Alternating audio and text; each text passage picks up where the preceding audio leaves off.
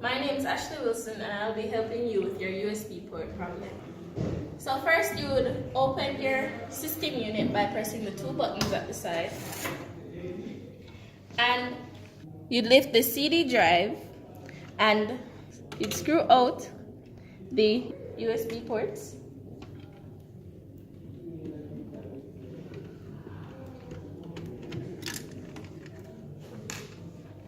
Take it out.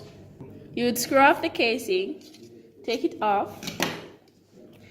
You would lift the hard drive off the heatsink, then unplug the audio cable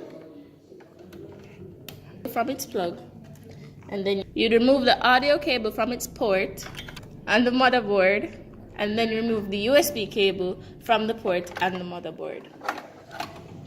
Then replace it with the new USB port you have just bought.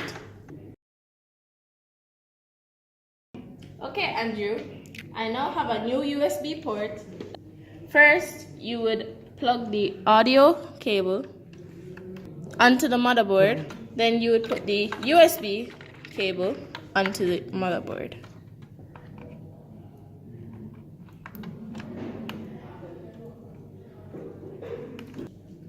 You are now going to place it back into the slot where the old USB ports were.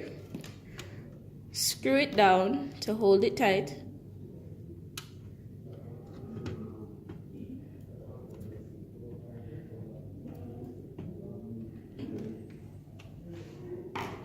Now you're going to put back the hard drive onto the heatsink where the slots are.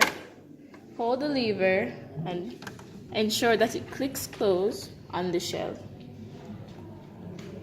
Now you're going to put back the CD drive and close your system unit.